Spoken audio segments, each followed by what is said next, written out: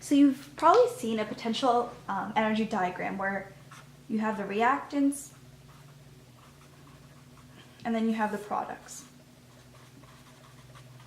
And if this is a chart, this is just potential energy on this side, and this is just the reaction occurring.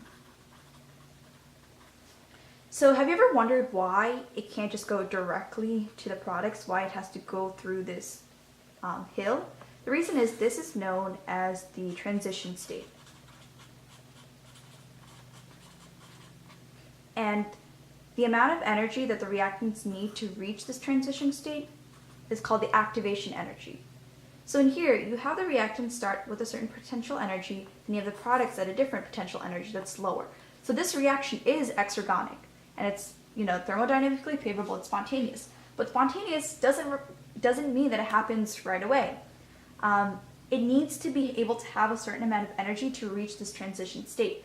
And the reason for that is in the transition state, bonds are being broken and new bonds are being made. So the reactants in the transition state, they're being pulled apart, and this is a highly unstable place. So that's why you require a certain amount of energy to reach this transition state. So once these bonds are broken, it can drop down to the energy of the products.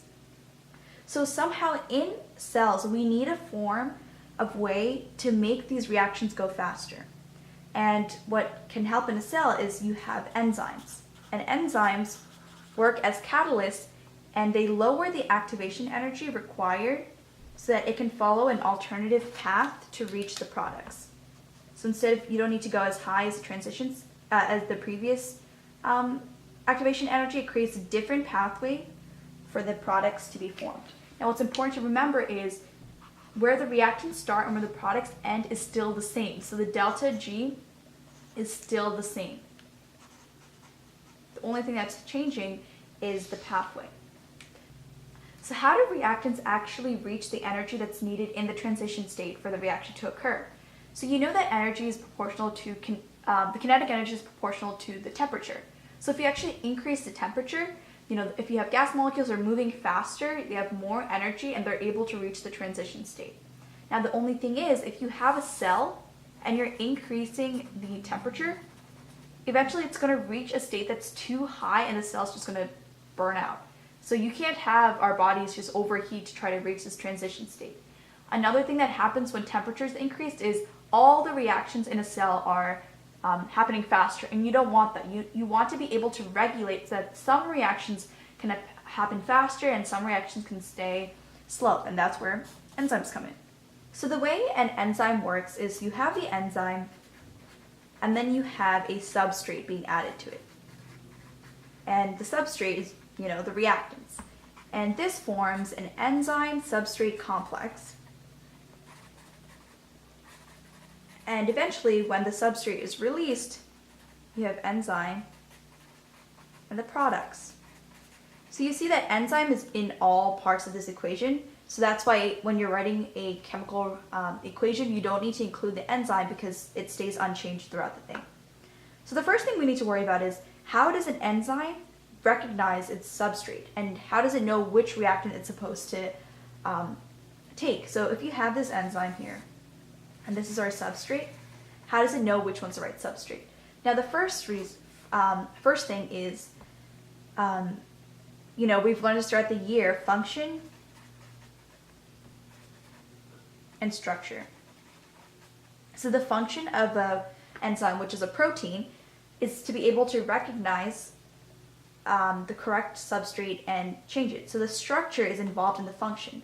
Now, how is the structure of a enzyme determined? It's determined by its primary, secondary, tertiary structures, which come from the amino acids through protein formation, which happens through translation, transduction. So if you think about it, the reason that enzymes are able to recognize the substrates is in your DNA. So your parents pass down the DNA that's required to build enzymes with the correct structure to recognize the function.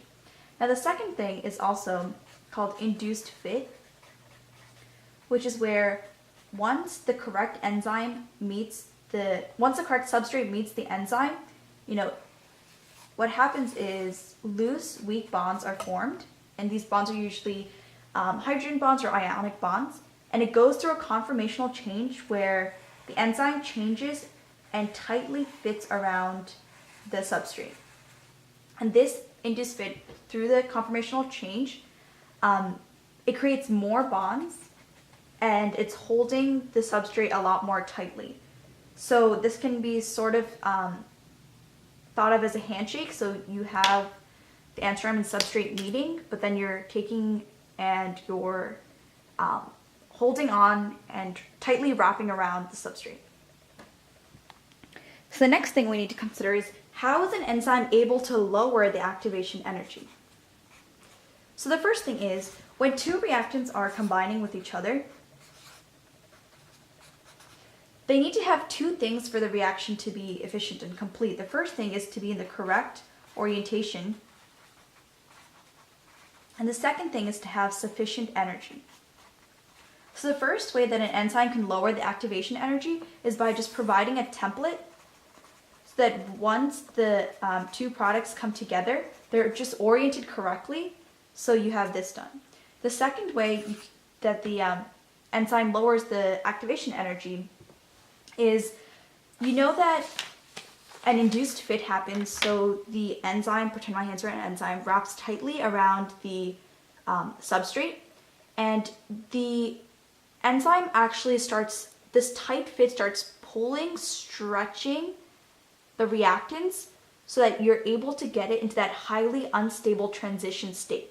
So by having the enzyme induced fit tightly holding it and stressing on it, you're bringing the substrate to the transition state faster. So if you have reactants, products, you're getting, the enzyme is working to reach this transition state faster and with less energy. So you don't need to increase the temperature. The enzyme works to get it to that transition state without having to reach all the way to this potential energy. It can reach the transition state here. And now, if you think about the rate of a reaction, if you remember chemistry, rate is equal to K times the initial concentration of the products. The way you can make reactions happen faster in a cell is simply, this is a constant by the way, is simply by increasing the concentration of the substrates. So the last thing I want to cover is enzyme regulation. So regulation just allows reactions to happen more effectively in cells and not use as much energy. So the first thing we want to look at is inhibition, which is where enzymes are prevented from, taking in that substrate from actually functioning. So two forms of inhibition is, one, competitive inhibition, and two, non-competitive. So competitive means that an enzyme has an active site and two things are competing for its active site. So if this is the substrate that actually needs to go into the active site, if another molecule comes in and mimics the substrate and takes the spot, it's competing for this active site and it's preventing this substrate from going in. Now this is different from non-competitive inhibition, where you have a substrate that wants to go to the active site, but the molecule isn't competing for the active site. Instead, it goes and it binds itself somewhere else other than the active site. And what this causes is the enzyme, it works allosterically. So the fact that this molecule is here, it changes the shape, it causes a conformational change, changes the shape of its active site so that this substrate can no longer fit in there. So this is competitive, where it's competing for the active site, and this is non-competitive because it's binding somewhere else. Now we want to look at allosteric enzyme regulation. Allosteric basically means that the binding of something to a place other than the active site causes a change in the active site. So we know that enzymes are usually dancing, which means that they're not in a constant shape. They'll be moving around and changing shapes. And the substrate that wants to bind can only bind to a certain shape. So inhibition, it's preventing the binding. What happens is, while it's dancing, let's say this is the form that we need for the substrate to meet the enzyme. Inhibition is where a molecule comes and binds to a shape that's not favorable. So this shape is permanent. It's just locked in this shape. So in this shape, this substrate can no longer fit. And this allosteric inhibition is the same as non-competitive enzyme regulation. Now, allosteric activation is, we have the three forms. It has multiple forms. It's just dancing. And this is the correct form. Activation is where a enzyme comes and binds, or not, a different molecule comes and binds to the shape that keeps it locked in this shape. Remember, this is the favorable shape, so that once it's locked, because of this molecule, it's easier for the substrate to come in because there's no longer different forms, it's just locked in the important form. Now, another form of allosteric regulation is when you have subunits. So let's say this is an enzyme with 4 different subunits and it's constantly dancing. So it has, let's say this is a different form. And let's say this is the form we need for substrate enzyme complex to be created. A molecule comes, binds itself, and locks it into this position.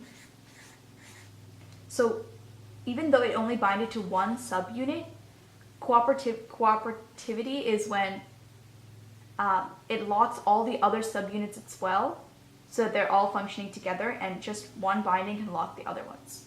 Now the fourth form of regulation is localization. So if you have a cell, instead of having all of the enzymes randomly dispersed, what you do is you localize it in the areas where it's needed. So for example, all the enzymes needed for respiration are found in the mitochondria or near the mitochondria, so that it's easier and more effective when it's being used. So thank you guys for watching. I hope this video helped you understand more about metabolism and enzyme regulations. Leave in the comments below if you have any other topics you want me to review. I'd be happy to make a video on it. Have a great day and hope you have fun studying.